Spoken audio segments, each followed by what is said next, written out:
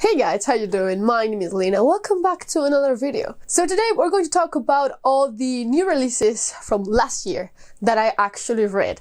I did miss a couple of big ones that I really wanted to read, but overall, I think it's the year that I've read the most new releases. Like, there are so many. Like, I've compiled a list, like going through every single book that I read. There are so fucking many. So it's going to be like a pretty light, like, yeah, this was good. This was, you know? And I'm not going to grab the books because the stack would be terrible. So, you know what? Without further ado, let's just get started. So the first one that I have here is The Project. So this was one that I've read at the beginning of the year. Is a new book by Courtney Summers, if I remember the name correctly. It's her new book. This is basically about a cult. And overall, I had to say that I enjoyed it, but it just didn't have like that lasting effect on me like the previous book. Like, I actually haven't really thought about this book in a while. Like, I don't think I have since I read it, honestly. But if you're looking for a more kind of let's read something a little bit creepy, then yeah, sure, try this one. But overall, mostly okay. The next one that I have here is Orange City. I actually requested this book as an arc in NetGalley, and I was pretty like excited about it. And I have to say that it did surpass like my expectations.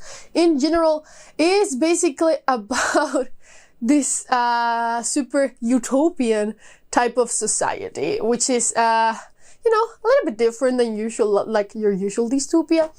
So he has like this like kind of average job, but then he starts testing these strings for his company, and everything starts to turn very, very weird. And his boss is like this Adelim type of guy, super creepy and scary. I actually really liked it. The beginning is super intriguing. Like, you get like on it right away, and it's just like, oh, what is going on? But yeah, for being just like, you know, a little bit different, I actually really liked it. I do have to say that towards the end, not really happy about it, but the beginning and the middle, super intriguing. I couldn't stop reading it. Then SKyward Inn, I was so surprised by this one. I wasn't expecting like a full-on sci-fi type of book, and I think that is what, like, you know, like saved my expectations. A lot of people that that have read this book were just like, oh, there's not enough sci-fi, because it's mostly like contemporary with science fiction elements. You know, we follow the owner of this tavern, and she's actually married to kind of an alien, and you know, there's this kind of exploration of trying to understand this other race and such. Is weird as hell. Very philosophical, very, very, very philosophical sci-fi. Loved it. The ending, I don't know why, but the ending of this book just like struck a nerve or something. I don't know, but dude, that ending was everything. I loved it. I was just, you know, a little bit not bored, but the book wasn't grabbing like my interest in the middle. But holy fuck, once that ending came in, it's just like, holy shit. Loved it. Highly recommended. If you don't mind like very slow burn books, if you prefer action, this book is not for you, but I really, really like SKyward Inn. Then The Echo Wife. This is a sci-fi thriller that I actually really enjoy. I just tend to just read every sci-fi thriller that comes across my my radar. I just love sci-fi thrillers. It's just like one of my favorite genres with sci-fi horror. It's just, there's something there, So this is basically about a dude that was, you know, so obsessed with his wife that he basically stole her research, and he made a clone of her. And it's just so bizarre, because you think like, oh my god, finding out that's going to be the main plot. No, the clone actually kills the husband, and they have to work through that.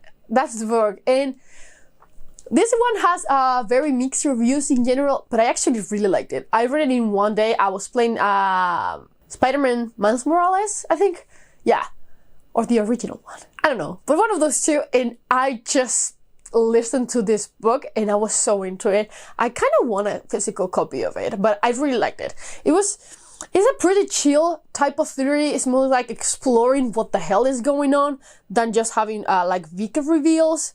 But yeah, I just really liked it. Then the conclusion to a series, A Vow So Bold and Deadly. This is the conclusion to A Curse of Dark and Lonely, which is a YA fantasy series that starts up really good, honestly. Like, I wasn't sure that I was going to like it when I read it, even though the first book has a lot of hype behind it. It's a Beauty and the Beast retelling. Not really huge into retellings, honestly, in general.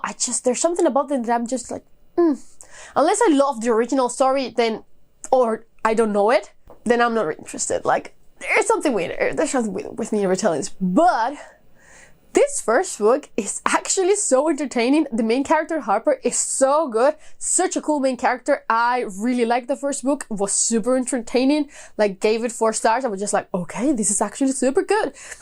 Read it in a day. Then the rest of the series slowly goes downhill. Like, it should have been just 1 book. That's it. Should have been just 1 book. This one, yeah. Unless you have Harper's POV back, because she is not on book 2. Like, her POV is not on book 2. That sucked. But I will just read the first one and leave it at that. Then we have a Desolation Cold Peace, which is the sequel book of a memory called Empire. Is a duology, science fiction space opera. The second book, I think it was actually better than book 1, because I don't know, both have like some of my favorite tropes, but this one just has like first contact with aliens type of thing. I love it. I love it. You basically follow the same characters as in book 2, as in book 1. Yeah, overall I thoroughly love this book. Like, one of my favorite sci-fi series of all time. So yeah, this one, highly recommend this sci-fi series. The first one, these are pretty like slow burn books also, but not that slow. Like, you can basically read them no problem. Even if you usually read like more fast-paced books, I don't think that you will have a problem with this one. But still, so good. So good. This duology is everything. Then, you know what? I'm going to grab this one because it's right here. 7 Deaths of an Empire by J.R. Matthews. Love this book. Requested this arc because I was so invested.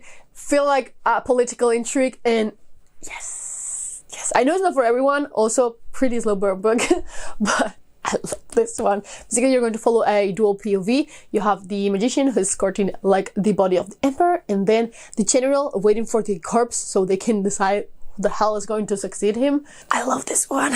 One of my favorite books of last year. Is in my top 10 books of last year, actually. I'm dying for the sequel. Please, I need this. Then another great sci-fi. This is Project Hail Mary by Andy Weir. I always say Andrew. I don't know why, but Andy Weir. I actually really like this one. Apparently it's hit or miss, which surprised me a lot because I thought it was going to be like a probably everyone loves this one. I really liked it. It's about this guy that wakes up in the middle of a ship, has no idea what's going on and what he has to do.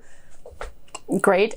There's another like type of subgenre of science fiction here that I'm not going to just spoil, but damn, I really like this one. If you just like science fiction in general, you're probably really going to enjoy this one. Like, oof, it was really good. It was really good. Then the Blacktongue Thief. I've been still thinking about this one, actually. This dude. I requested this one because, I don't know, there's a lot of buzz going around this book. It's a grimdark fantasy book. Really dark sometimes. Like, I loved the world. The world was incredible. I actually did like a full review about it because I was so conflicted.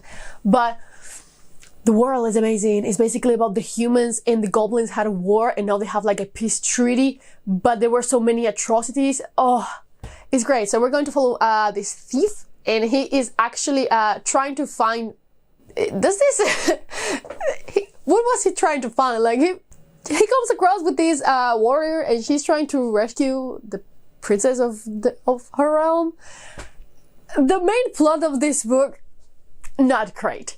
But the world was so good. The humor is pretty dark, but also really good. Oof, this book. I gave it like 3.5. I'm still thinking like, did I actually like it more? Did I actually like it less? I will read the sequel for sure. Like I really just want to get this one out of the way, but still really mixed, really mixed. If you have read it, please let me know. Then the Unbroken. I read this as a part of my book club. I do have to say that with time, I kind of have forgotten a little bit about this book. Like I will read the sequel and such, but I haven't really thought about it since I've read it, honestly. I'm really thinking more about the Jasmine Throne that I haven't read than this one. I don't know, it was good. It's kind of a desert fantasy, like occupation story. That part was really intriguing. LGBT+, that part was great, but I don't know. There's something about it that just doesn't click with me all the way, you know? But I will read the sequel for sure. Then the Helm of Midnight. Love that book. Read it 2 times last year. It's just like the perfect mix between dark and super interesting world building. I don't know. It's basically about this world where you can store basically like the essence of a person in masks, and one of these masks that belongs to a serial killer disappears and people start dying again. Super good, super dark. I don't know, I just really liked it. I really wanted more books like set on this world. Apparently there's going to be more. It's the 7 Penalties series, I believe. Oh, looks amazing. I really cannot wait. Super underrated, by the way. Then the Final Girl support group. I'm just not going to talk about this one. It's my number 2 in the most disappointing books that I've read last year. Such a blow. I'm still not over it, and I just really didn't like it. I kind of hate it. The more I think about it, the less I like it. Like, god damn. Then the Book of Accidents by Chuck Wendig, if I remember correctly. I quite like this book, honestly. I've been thinking about rereading it because when I read it, I was in a very like weird place with my reading, and I've been thinking about rereading it because I think that I missed some important stuff, even though I really liked the book overall. I don't know, it's weird. But I just really want to try it again. It's a very like weird story with parallel universes. It's weird sci-fi, but I really liked it overall. So I don't know. I will probably really try and just read it again. We're not even halfway through the list. God damn it. Then She Who Became the Sun, fantasy, Asian-inspired fantasy. Love this one. I know it's pretty controversial also, but I really liked it in general. Pulled me out of a reading slump that lasted for 2 months. So I'm pretty happy with this book in general. But yeah, I really liked it. 100% will read the sequels and the entire series probably. But yeah, it's basically about this family. The men are killed and the woman decides to go join the army in their place. Super good. I would highly recommend it actually. I know that a lot of people have mixed feelings about this one, but I just really liked it in general. Then My Heart is Chainsaw. Love this book from last year. It's a slasher horror book. It's so good. It's so good. If you know what you're looking for, like if you're expecting like a very heavy thriller type of book, this is not the one. If you're looking for something like Scream, this book is for you. It is just so good. I actually really want to go and watch Scream. Probably this week. But yeah, I love this one. Highly recommend it. There's also a sequel coming out, which I had no idea. Oh my god, I'm so excited about this one. Then Dark Waters. Read the entire series last year. I really liked it. I do have to say that with each book, I'm less and less interested in the series, but I still love the first one. Like, I think it's fucking amazing. But this one had like everything to be like one of my favorites, but it just didn't deliver for me. Then House of Holo. Love this one also. Horror YA book mixed with fantasy elements.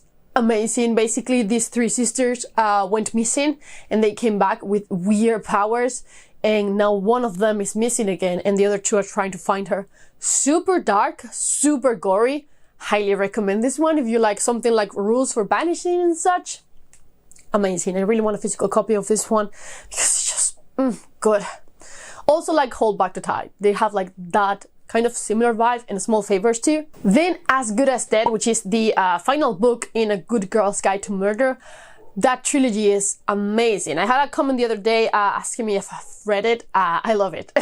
It's just so good. It's YA mystery, but the last book really feels like a dull type of thriller books. It's just amazing. The series just gets better and better with each book. This third one is just like super heartbreaking, honestly. Like the main character has gone through so much. She's very traumatized in this book. Feels very realistic. I love this one. I really liked it. I highly recommend this series to anyone. If you're looking for just like a good like thriller type of book, get this one. The mysteries, it's great. Then The Liar of Red Valley. I really like this one. Fantasy horror, great in general. It reminded me of like a, what is that book called? I used to own that duology. The second one is The Deck of Omens, but I just don't remember the name of the first book. I like those books because both had like sprayed edges and they were just really like neon pink and neon blue and they look amazing. The Devouring Grey. That. It reminded me like a more adult version of those books, so I really liked it. Basically, they live in this town where you have lived like the figure of the liar, and she grants kind of wishes basically in exchange of truths. It's super cool. You have the king, and you have to never trust a liar and protect the king. It's just weird as hell, but I loved it. Like, I really enjoyed this one. Read it in a day, super invested. Then we have Shade. This is a mystery thriller. I really liked it. I read it because the author asked me if I wanted to like just review his book, and I said yes because it looked amazing. It's basically about a agent that goes rogue and starts killing people, and his partner is trying to catch him. Pretty good, really solid read. I really want to read Nightmare by the same author because I think it's going to be amazing. But yeah, overall, really good if you're looking for a thriller. This one for sure. Then Assassin's Orbit. Sadly, this is a science fiction space opera that I actually really didn't like.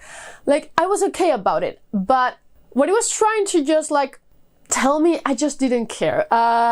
It was trying to make me feel something about these different races and civilizations, but the thing is, because I've never spent time with them, I just didn't care. It starts up with the investigation of the murder of was it an ambassador in this station? Overall, a little bit meh, but yeah, it's okay. If you're looking for sci-fi type of book, more like condensed type of sci-fi, you'll probably enjoy this one, but it wasn't for me. Then you have Master of Djinn. Love this book, one of my favorites of this year, well, of last year, sorry. Loved it. Steampunk Cairo with magic, super good. Loved it. And every single novella in this world, the world in general is fantastic. The next one is another thriller. This is The Last House on Needless Streets. I have no fucking idea how this one is said. I didn't like this one. One of the worst books I ever read last year. I just didn't like the portrayal of mental illness in this one. I just didn't vibe with it. I'm sure a lot of people have liked it. I think it won it was a finalist for the horror category, I think. Didn't like it in this list. Like, nope, not for me. Then Nothing But Blackened Teeth. Curiously enough, super unpopular opinion here, but I actually really like this short story. Well, it's a novella actually. It's set on an abandoned Japanese mansion. Was it Japanese? I think so. And a group of friends goes there before the wedding of one of them. I start dying, of course. But in general, I actually really liked it. Like, it was super fun. I read it in a day, was super fun about it. But yeah, pretty unpopular opinion here. Then The House of Always. I love this series, A Curse of Dragons, but these last books, oof, especially this last one, I just don't vibe with it. Like, I don't know what it is about it, but I just didn't really connect with The House of Always. I still miss like the confusion of the first book, The Ruin of Kings, but this third one, nope. I don't know what it is, but it's not like, nah. Then The Maleficent Seven. Amazing dark fantasy book. What a good book. I loved it. The more I think about it, the more I liked it. Like, it's just so good. In general, that kind of disappear. Now is calling her previous like sergeants to battle again, and there's necromancy and vampires and ogres, and it's so fucking good. Like, so fucking good. The moment I'm done with SPFFC, I'm 100% rereading the Maleficent 7. Like 100%. Then Iron Widow, I really like this one.